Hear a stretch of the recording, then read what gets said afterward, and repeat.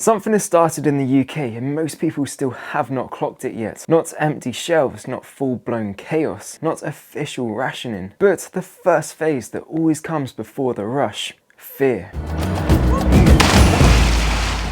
Welcome back to Charlie Survival. If you care about staying calm, practical and ready in the UK when everyone else starts reacting too late, subscribe now and comment below with where you're watching from: city, town, countryside or coast, because I want to see how people are reading this where they live. The other day I went to order basic food online, just normal pantry stuff, and I got one of those little warning signs that makes the hairs on the back of your neck stand up. Quantity limits, friction, that feeling that something small has shifted. On its own that means nothing, but when you put it next to reports of temporary fuel shortages at some Asda forecourts, falling customer confidence, retailers warning about rising costs, and more people quietly talking about stocking up, you start to see the bigger picture. This is not the collapse itself, this is the mood before it, because most people think panic buying starts when the shelves are already stripped bare and everyone is filming the pastoral on their phones. It doesn't, that is the late stage. Panic starts much earlier. It starts in people's heads. It starts when ordinary households begin to lose trust in what tomorrow might cost. It starts when someone tops up the car sooner than normal, when they add a few extra tins to the trolley, when they grab one more bag of rice or one more pack of loo roll. Not because they have seen disaster, but because they do not like the direction of travel. That matters because behavior moves faster than supply chains. Fear spreads faster than facts. Once enough people begin acting defensively, normal shopping patterns stop being normal. Demand gets spikier, certain items start vanishing in patches, prices begin to feel different, and even if the overall system is still functioning,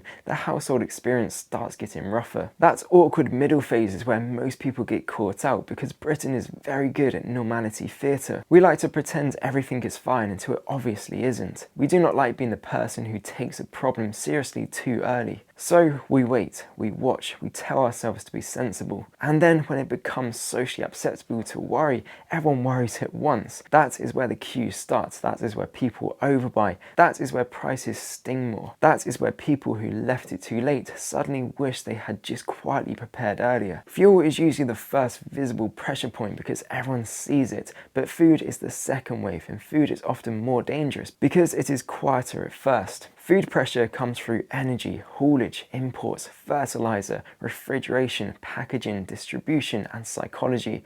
So when people say, well, there are no major shortages right now, they are missing the important bit. The system does not need to be broken for households to start feeling pressure. It just needs to start feeling less certain than it did last week. That is why I always say this channel is not about doom for the sake of doom. It's about noticing the early signals before the wider crowds react. It is about reading the pattern early enough that you can stay calm while other people make emotional decisions. Because the people who do best in these moments are not the loudest. They are not the ones sprinting around in panic. They are the ones who quietly reduce exposure before the squeeze really bites. That means having a bit more food in. That means topping up the practical basics. That means filling weak spots in your house while things still look mostly normal. And if you want the exact practical items and household basics I recommend, check out my Charlie Survival Amazon kit list below. And while you're down there, my UK crisis readiness system is now live. This is my full step-by-step system for building a calm, practical UK household set up for blackout, shortages and disruption. Not fantasy, not American bunker stuff, a British home first system for normal people who want clarity, structure and peace of mind. And there is just over 3 days left on the launch pricing when this video goes live. So if you have been watching these videos thinking, I know I need to get my house sorted properly,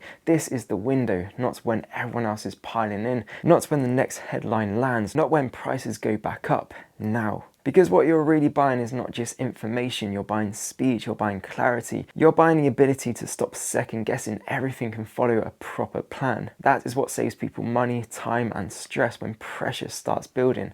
And if you're not ready for the full course yet, download my free blackout checklist from the pinned comment. It costs nothing and it gives you a practical starting point. Now, back to the bigger issue. The real danger is not just things get more expensive. The real danger is what rising prices and uncertainty do to average people's behavior. Because once people feel squeezed, they stop shopping normally. They start shopping protectively. They grab what is available instead of what is best. They shift from, I'll grab it next week, to, I'd better grab it while I can. And the more people who do that, the more pressure you get on the system itself. This is why small restrictions matter. This is why weird little signs matter. This is why stories of people topping up matter, not because each one proves collapse on its own, but because together they tell you that trust is dropping. As long as people trust that shelves will be full tomorrow, they shop normally today. As long as they trust that fuel will be there next week, they do not all fill up at once. As long as they trust prices will stay manageable, they do not suddenly start hoarding staples. But once that trust weakens even slightly, everyday life becomes more erratic. And that is why I do not think the answer is panic buying.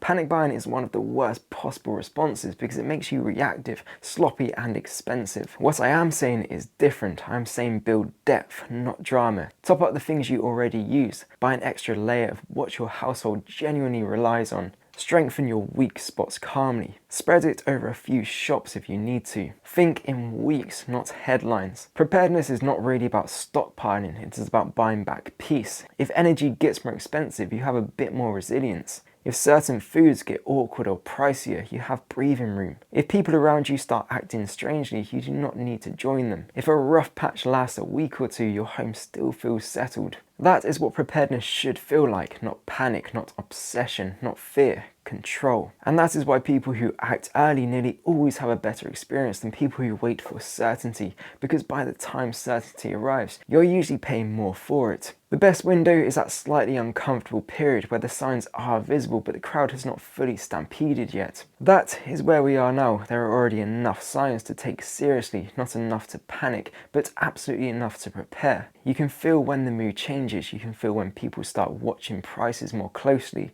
You can feel when a story in the Middle East is not just a foreign story anymore, and it starts turning into a kitchen table story here at home. So, what should you actually do from here? First, audit your house properly. If things got more expensive next week, or if some basics become patchy, what would you wish you had already sorted? Second, focus on boring essentials. Shelf-stable food, water, lighting, cooking backups, basic power, hygiene, medical bits. The plain practical stuff that keeps life feeling normal when the outside feels less certain. Third, buy in layers. Do not try to solve your life in one dramatic shop. That is how people overspend and buy nonsense. Just steadily build a few extra tins, a few extra staples, a few household backups quietly. 4. Reduce reliance where you can. If there are obvious weak spots in your setup, deal with them while pressure is still low. And 5th, get a proper system. Because one of the biggest reasons people never prepare properly is that everything stays vague in their head. They know that they should do something, but they never turn it into an actual plan. That is exactly why I built the UK crisis readiness system. So if you've been waiting for the right moment, this is it. Do not wait until the next wave of headlines. Do not wait until the early price goes. Do not wait until your motivation fades again. Get the system, get the checklist, get your basics in place while you still have room to think clearly. Because the biggest regret in moments like this is almost never, I got ready a bit too early. It's, I saw the signs and still left it too late. I want you ahead of it. I want your home calm. I want you making decisions from a position of strength, not stress. So no, I'm not saying Britain is collapsing tomorrow. I'm not saying your local supermarket is about to be stripped bare by morning. I'm saying the first cracks in confidence are already visible. The first behaviour shifts are already visible. And smart households should pay attention before those little cracks turn into wider pressure. Patterns matter more than headlines, and the pattern right now is simple. Fear first, behaviour second, pressure third. Most people only react at step 3. I want you acting sensibly at step 1. If this video helped, subscribe to Charlie Survival and comment below what you are seeing where you live. Are people acting normal? Are they topping up? If you notice weird restrictions, awkward stock levels or rising prices already, I want to hear it. And if you want the exact practical items I recommend, check out my Charlie Survival Amazon kit list below. Then download the free blackout checklist from the pinned comment. And if you are ready to stop drifting and actually build a proper UK home readiness plan, join the UK crisis readiness system while the launch pricing is still live, because there is just over 3 days left before that launch offer ends. If you enjoyed this one, I recommend watching this video on screen now about the possibility of energy lockdowns in the UK. Click it and remember, stay calm, stay practical and stay ahead. I'll catch you over there.